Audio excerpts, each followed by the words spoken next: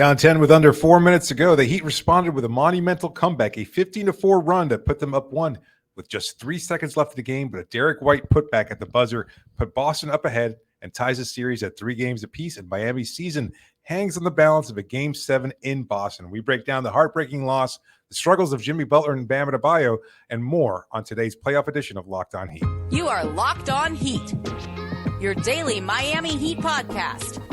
Part of the Locked On Podcast Network, your team every day.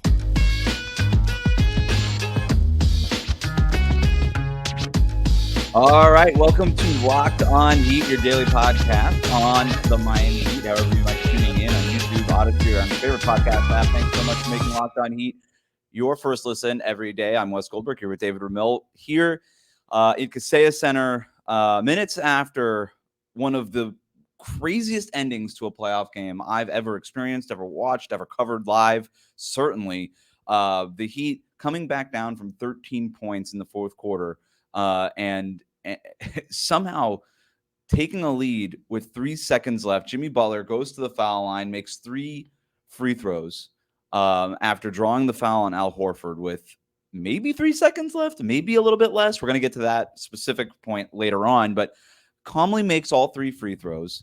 And the next thing you know, despite Jimmy playing like garbage most of the entire game, a really inefficient night for him, inefficient night for Bam Adebayo, but the Heat just making threes after threes. They're getting to the foul line in the fourth quarter, and then you look up and they're up by one with 3 seconds left. All they have to do is defend the inbound, and that's what they do, right? They deny Jason Tatum. They force a bad shot by Marcus Smart falling away, and what happens? But it just the ball bounces off the left side of the rim. Derrick White, out of nowhere, just crashes the boards and tips it in. Everybody's looking around in confusion. Did it count? Did it not count? Did he make it at the buzzer or did he miss it? And the replay showed it quite clearly. He did make it. The Celtics win Game 6, 104-103. The Heat were up 3-0 in this series, David. Now it's tied 3-3. Going to Game 7 in Boston. Just where do we even begin? I guess with the end, right? And just one of the craziest endings I've ever seen. Yeah, that's a tough one to swallow. Here we are shortly after the loss. We just sat through media post-game. The look on the players' faces, they're trying to remain optimistic. But I don't think I've ever been through such an incredible emotional swing as those last 4 minutes of the game. To go from the lowest of lows and watching effectively your season come to an end with a Game 6 loss at home, and then to come back in incredible fashion, only for you, again, as you said, to be up one and then to lose it all in heartbreaking fashion a second later. Unbelievable.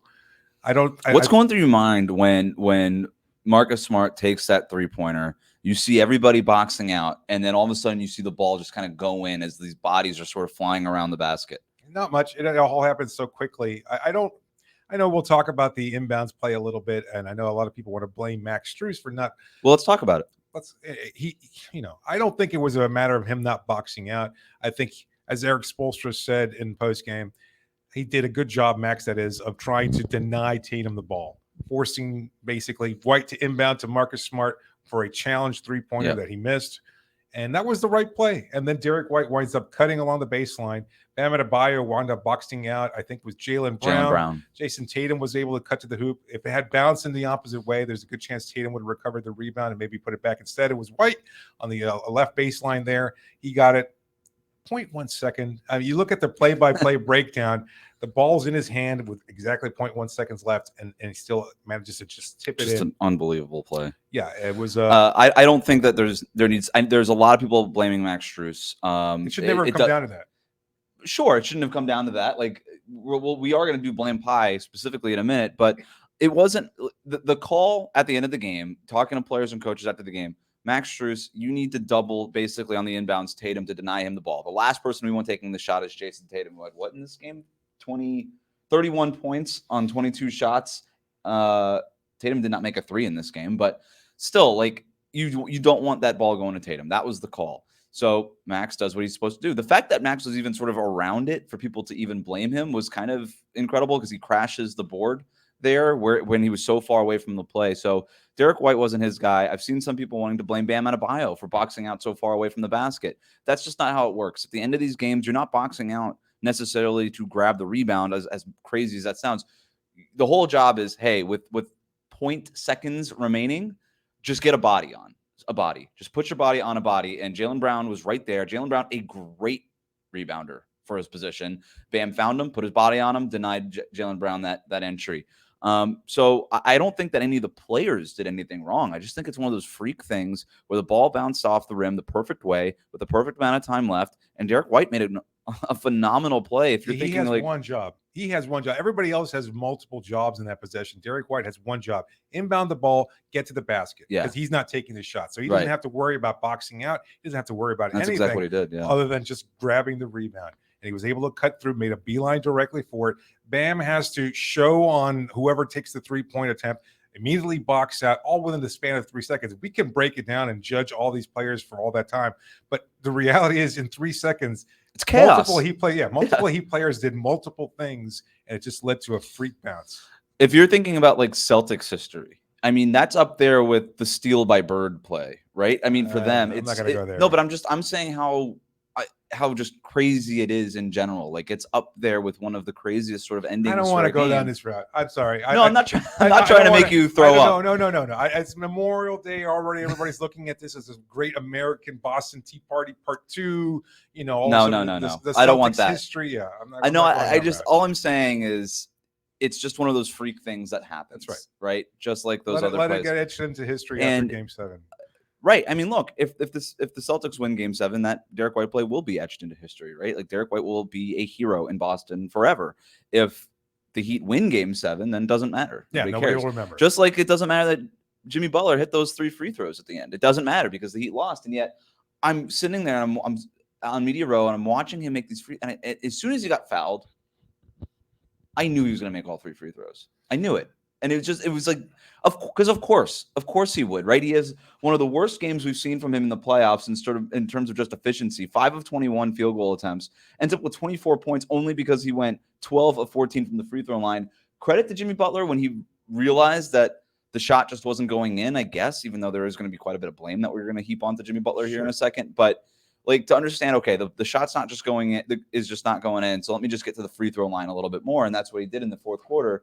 And then he gets fouled on that by Al Horford in the corner there. And just miraculous for him to keep his toes behind the line while trying to draw the foul, leaning forward into Horford. I mean, just unbelievable body control and understanding of the situation. And then just so calmly hits those 3 free throws. I thought it was over. I thought that he were going to win it. I really did. Yeah, I think 19,000 other people were in agreement with you, myself included.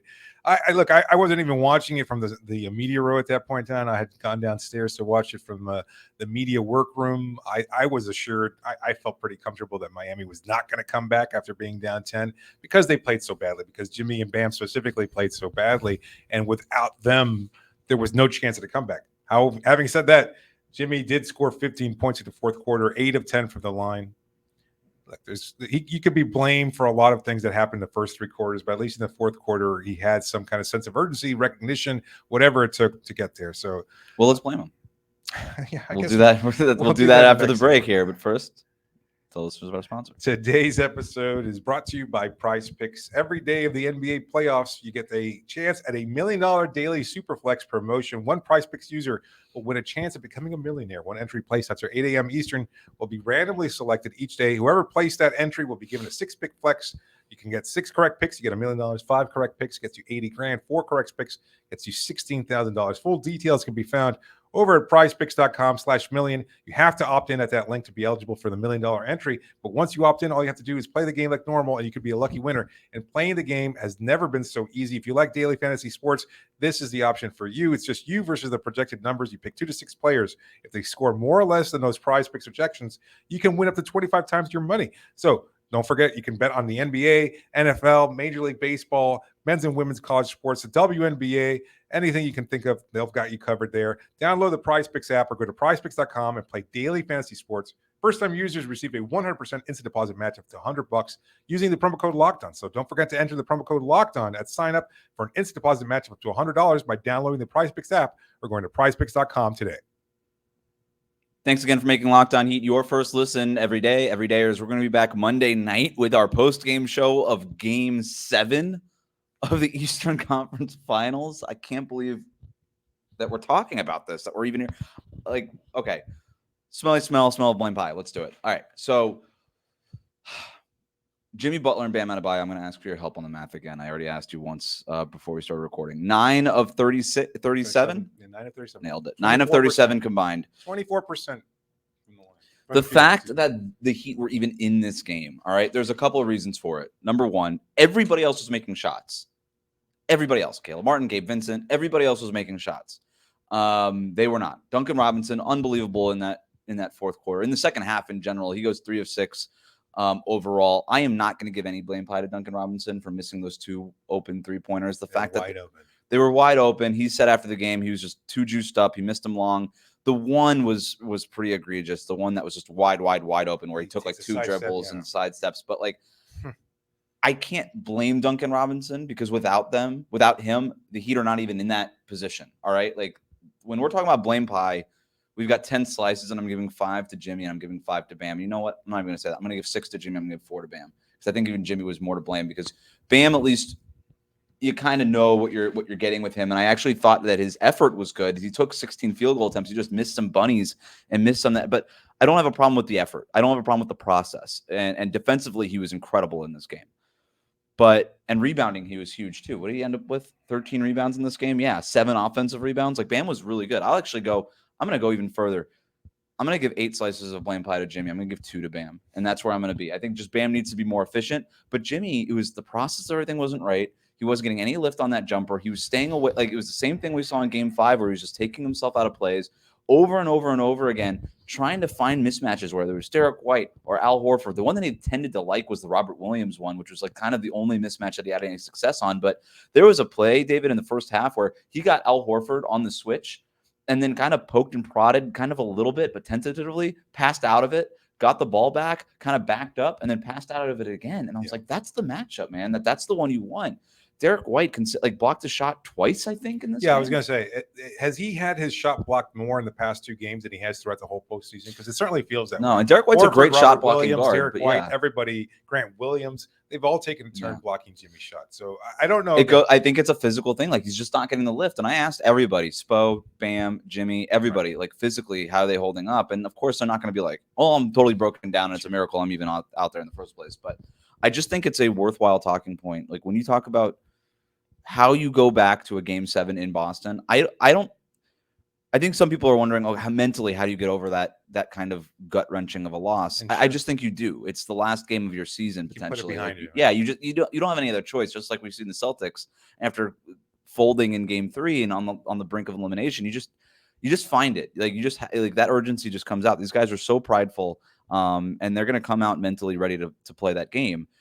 My question is physically, is Jimmy Butler just cooked? Is he done after what has been a very, very grueling playoff run for him? Certainly looks that way. I mean, the fact that he was able to raise his game a notch in the fourth quarter is the only hope to buoy the spirit of Heat fans, because other than that, he looked like a shell of himself for the first 3 quarters of the game. You consider that he went 3 of 5 in the fourth quarter. That means he went 2 of 19 prior to that. 2 of 19. That's like unbelievable. Think about the version of Jimmy that we saw against the Bucks, even in stretches against the Knicks after sustaining that injury, and the version that we've seen up to this game, Game 6, a completely different player. And he didn't make his first shot within the arc until there was 2 minutes left in the first half. One was a prayer of a 3-point shot that he wound up hitting, and then he wound up missing. And then he wound up missing a couple after that. Look, he hit another 3 down the stretch in the fourth quarter. Congrats to him. He's clearly struggling. Credit to Boston, but I also think that they've done a good job defending him. Of that, there is no doubt. But physically, he does not seem like the player that he was earlier in the postseason. It's not an excuse. It's a rationale. It's an explanation. He played 47. He played 47 minutes. He still played he played a long time. He took one breath in the second quarter, I think. Yeah. And other than that, he rested 80 seconds in the second quarter. That was it. That's what he rested. Look, he took the this blame. was the He took the blame himself. He did. He said if he has a normal game, yeah, then, if I play better, we're not in this position in the first place. So what happened late in the game doesn't even matter. What happened in the prior 6 games don't even matter. Right now, it's just a matter of game 7. I thought they'd win it today. I also did not think that a combined Jimmy Butler and Bam performance would be 24% from the field. So, you know, I'm just wondering if that's my thing. Is that an anomaly? Or is that what should be expected at this point because of how broken down they are physically? That's my question. Is this just a freak? Hey, these guys didn't shoot well? Yeah. I think for Bam, it might have been. I think this is going to be a lot on Bam in game 7 because this was the formula. Like if Jimmy is this broken, and this is not the first time he's looked this way. Like he is worn down as the series has gone on. And tonight I thought was the worst, but it didn't look great in game 5 either in Boston. And they both took a number of falls during the course of the game. When Jimmy Butler fell at one point, it looked like he might actually be hurt. At one point, Bam fell on top of Jimmy Butler. So yeah, kind of hurt his knee there. Yeah, and he was clutching at his knee. I thought that was going to be a bigger problem than it was. He wound up, getting up and walking being fine, through it. Stayed in the game. Yeah, I mean, being fine is a stretch. This was the game that they had to win. I kind of feel like if Jimmy is going to do, he's going to play in the game. He's going to play almost 48 minutes. Everything but right for Miami today. He turned it on in the fourth quarter, right? All of a sudden, he was I remember he backed it out against Robert Williams or Al Horford or somebody, and then, I think it was Horford, and then drove to the basket. And I was like, where was that all game? Drove to the basket, got a layup. He was obviously putting out whatever else he had left in that fourth quarter. He was just emptying the cartridge there in that fourth quarter. And to get them there, to get them to be in that game, you needed big shots from Gabe, Caleb, Duncan Robinson all game. And that's what they got. And I just don't think that we can expect in game 7 for Jimmy Butler to come out and look like he did in the fourth quarter for 4 quarters in game 7. The conditions were perfect for tonight's win. Like it was the rebounding battle. It sounds crazy, but you're right. They shot the 3-point better. They only turned the ball over 5 times. The turnovers that were such a problem in game 5, not an issue today. Only 5 turnovers. Most of those, I think, early on in the game. And despite all that, to come up short by 1 point in heartbreaking fashion, look, we can play this game. How about this? Do you think they'll be able to bounce back emotionally from tonight's loss? Yes, I have no doubt about that. Your bigger concerns are about the physical side of things. You don't know if they have anything left in the tank. Physically, what does Jimmy have left? What does Bam have left? And can they match that shot making? Can they go 14 of 30 again from 3-point range? Yeah, because it was great shooting. I mean, that's the only reason they were in that game. Shooting 50% from 3, 4 of 8. Duncan Robinson having a 3 of 6 from Gabe coming back from injury. Who knows if that continues to swallow? Even Max, 2 of 5, 40%. I mean, these are great numbers shooting wise, and yet not enough. They basically need to. They either need Jimmy Butler to just to find the fountain of youth somehow. I'm not thinking that's a possibility at this point. They need, I think I'm with you. So it's either repeat this. Get Jimmy to the fourth quarter with incredible shooting through 3 quarters by your role players. Gabe Vincent coming back, worth noting, awesome in this game, just phenomenal. Very solid. 41 minutes of play too. And then Spo going with Caleb Martin at the 4, probably a game too late, but better late than never. And so the starting lineup was Gabe, Max, Caleb, Jimmy, and Bam. So I'm looking at Bam. That's the guy. It needs to be probably the best game of his career in game 7. It would be his if he goes out there and scores 28 points and plays all this defense and all that stuff in game 7 and gives Miami a chance, that will be the signature Bam game. It might need to be more than that. Maybe. Yeah, you're right. If the shooting doesn't, 28 might not be enough. And look, if he goes, all right, 30. Yeah, I mean, that's a good round number. Yeah. And that's a good building point. But it's just the process has also been difficult. I mean, Bam he missed a lot of shots around. Well, don't you think? Did they figure something out? It's a great point. Do you think they figured something out with Bam? Because I like the looks he got tonight better than the limited looks that he got. He got makeable shots. Yeah, but I still think that Boston did a very good job being physical with him, clogging the paint, for sure, making things more difficult. And yet, despite that, I mean, Bam had a couple of shots at the rim that should have fallen. I hate to say it because I know fans of the team or fans of the show deserve more, but a lot of what I saw today just seems inexplicable. Jimmy Butler, inches away from the rim, missing layups that would have been a jam, a dunk. against the Milwaukee But that's Bucks. what happens when your legs leave you. Oh, no. Is the That's touch at the rim, right. and then you start front rimming things because you think you're going to get a little bit more, like a half an inch more of lift that you just don't have anymore. When we brought up the injury issue in Game 5, a lot of people said, "Oh, it's too late. You can't break up. You can't make injury as an excuse." I have no other way of explaining the this. further that, first of all, that's counterintuitive. The further you go in this thing, the more injuries and the more beat up you are. And this team is old. Like, this team is an old team. This is a worn out. This is a beat up team with a ton of minutes. And Boston is deep, and they are young. And Jason Tatum is 25 years old, right? And he looks like the young, springy 25-year-old against, the older Jimmy Butler. Like, Jason Tatum was incredible tonight. Like, he had a great game, man. This is what Celtics fans wanted from him. So I don't know. Did he have a good game? He got a lot of free throws in his favor. 15 of 15 from the line, 8 of 21 from the floor. He did a good job driving to the basket. He earned those free throws. Okay, all right. Hey, you want to call some of them ticky-tack and say maybe you should win 12 of 12 from the line? I'm not going to go that. The officiating route is very difficult. It was a weirdly – I didn't think it was a well-officiated game. I thought it was very sort of kind of off and on, and just like Boston got called for 7 fouls in 7 minutes or something at the start the second half, and it kind of let Miami get back into the game. First half was very, very weird. They weren't calling anything. Second half, I don't think the officiating helped. If anything, I actually think the officiating helped Miami because there were so many stoppages that it allowed them to kind of catch their breath a little bit. I don't think just in terms of the raw officiating numbers. Like, what was the free throw difference? 29 free throws for Miami, 34 for Boston. That's not anything to – That's not egregious enough to hang your hat on. That's nothing. That wasn't the difference. The difference was 24% from Bam Adebayo and Jimmy Butler. Shots that were eminently makeable. They did not make them, and here we are down. Although there is one officiating question we do have. Did they screw up the clock at the end? Should there have been less than 3 seconds left? We're going to talk about that next here on Locked On Heat. Thanks again for making Locked On Heat your first listen every day. Every dayers, we're going to be back Monday night with our post-game show of Game 7. Are we going to go live after that? We probably regardless of what's going to happen. Chance, yeah. Whoever is sober enough to stay with us for that game. Sober enough. Yeah, I mean, look, it's Memorial Day. Everybody's going to be drinking by the pool, hanging out over the beach. It's going to be a weird buzz going into that game. We might be drunk for that show. Well, only one way to find out. Tune in. We're going to get to some of our questions. Thanks to everybody who sent in questions during the game using the hashtag AskLOHeat on Twitter. This one comes from Manny, who writes in, there's 3 seconds on the clock and Jimmy was not fouled yet. There was 2.1 seconds when he was shooting free throws. How was the clock set to 3.0 seconds? And this is a great question, and it's a worthwhile question, and it's something that I'm very interested to see show up potentially in the last 2-minute report tomorrow morning, David. Well, my guess is that when they reviewed to see whether or not it was a 2-point shot or a 3-point shot, they determined that the foul came from Horford when Jimmy was in his upward motion with 3 seconds left. You can see with 3 seconds left, Horford has a hand on the back of Jimmy Butler. So if they're saying that that's the initial contact at 3 seconds, then I get it.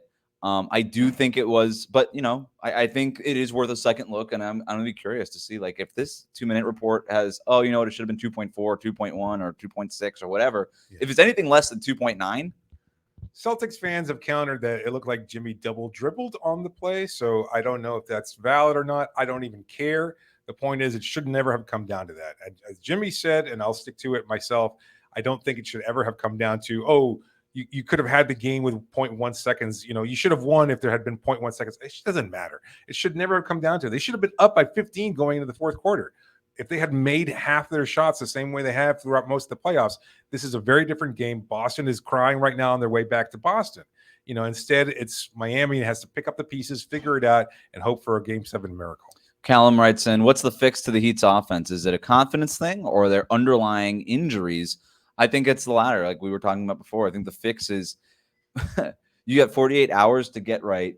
I think just all the oxygen and IVs that exist on planet Earth, ship them to Jimmy Butler's Airbnb in Boston, right? Like that's what you got to do because I'm looking at his ankle. I am looking at his general conditioning, his health, all these things, him and Bam. To me, you were talking about like the shots that both Jimmy and Bam missed sort of inexplicably. Yeah. And that to me is just the wear and tear of this postseason. I'm doing the math correctly. It looks like it was 24 on 56 shooting for everybody else on the floor, 9 of 37 from Jimmy Butler and Bam Adebayo.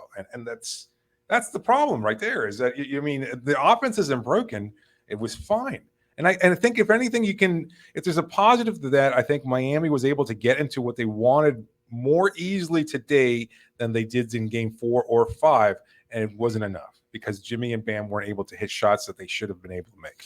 I'll say this, in this game, this was a much better played Heat game than the last two games. And it seems like that Boston had figured out something in the last two games, and it felt like Miami countered well, right? I like the shots that Bam was getting. I love the 3-point shots that the Heat were getting tonight. A lot of those open ones that they were getting in the first three games, they were back. Like, they had Boston confused. Like, the off-ball movement, if anybody wants to, for whatever reason, go back and watch this game, just the first half even, just watch the off-ball movement. And, like, Duncan Robinson in the second half, his off-ball movement is up there. It's top 5 in the NBA. It's Steph, it's Clay, and then Duncan Robinson is like that next tier. Up cutting there to the rim, doing everything. He had a great confusing game. And just like when he doesn't even touch the ball, confusing Boston's inverse defenders. Pick and rolls. I mean, it was amazing. It was really, really nice sets. Spo was like in his bag today with a couple of these sets. Like, it was a well played game by Miami. It's just, and that's why I put 8 slices of blame pie to Jimmy Butler. If he just has a normal Jimmy Butler game, it doesn't even have to be a great 56 points in Milwaukee kind of thing. It just a normal, just 20. Any chance? Oh, this one comes from Malachi. Any chance to win in Boston? It seems like we're destined to lose this series. We've had 3 opportunities to close this series out, and we couldn't do it. Do you think that they're destined to lose this series? No, absolutely not. Destiny has nothing to do with it. And yes, there is a mathematical chance of it. I like the temperament of the team, even throughout these losses, the togetherness, very, very different. Even when we saw what was happening on the Boston side of things, where they were kind of like, what's going on with Jaylen Brown? He looks like he's checked out, etc. I mean, they looked like they were ready to go on vacation. They pulled it together. Miami, conversely, has never lost faith in themselves. Jimmy has been the bellwether for this team. I think the way that he kind of comports himself and talks confidently, like, yes, that's what you expect, but I think everybody feeds off that. I still think that there's a chance of going in there. It's very unlikely. I mean, but I think the most important thing, and we heard this from a lot of players, and they've been pretty consistent about it, it doesn't matter what happened in the previous game. You forget that, you move on. Right now, the series is 0-0. And that's how it started when Miami went into Boston in the first place. Give me more cliches. I want more. What else can you think of? 0-0. You go into Boston in the same way they did when they started the series. You need one. That's it. Would you say it's a must-win? I think, yes, you would say that. I think for both teams. What did you think about the starting lineup change, and were you surprised that we didn't see Haywood Highsmith? Yes, I was. I thought that, especially when Tatum was cooking a little bit earlier, I thought his defense was, especially when Jimmy was struggling and you were relying on Caleb Martin, who, I mean, we should shout him out. He had a phenomenal offensive game. When Jimmy was struggling and he looked like he was a little taxed, I think you could have gone with Highsmith a little bit, just again to provide a defensive presence. You weren't getting anything offensively from Jimmy at that point. Anyway, throw Highsmith out there, let him kind of challenge some of those Boston shooters. Maybe he could get into Brown a little bit, be a little physical with him, keep him from getting into his rhythm. Who knows? It didn't matter. He didn't get any minutes whatsoever. Kevin Love didn't play at all. Basically played 7 tonight. It was Lowry off the bench, Duncan off the bench, and only really Duncan because he got hot. I think Spo would have been happy just going with Max. Yeah, Lowry picked it up too. I mean, I know Lowry had a much better second half than the first half. That first half was really rough. It was. So I expect Game 7, probably another 7 or 8 man rotation. I think this is it. I think in terms of adjustments and all these things, there's nothing left. There's no more adjustments left. I mean, Spo will tinker. He'll draw up a set here and there. But in terms of like real adjustments, this is it. This is the series. It's going to be which team shows up mentally, physically, and could just be there in Game 7. And which star, Jimmy Butler, Jason Tatum, Jaylen Brown, Bam Adebayo, which of these stars show up big? And that's what Game 7 is going to come down to. Yeah. So we'll have that post-game show for you on Monday night. In the meantime, thanks to everybody for listening, and thanks for making Locked On Heat your first listen every day. Remember, you can always find us on YouTube, Odyssey, Apple, Spotify, wherever you are. Follow us, like us, download, rate, review, all those nice things, and we'll catch you on Monday night. David, thanks for joining me. You got it, Wes.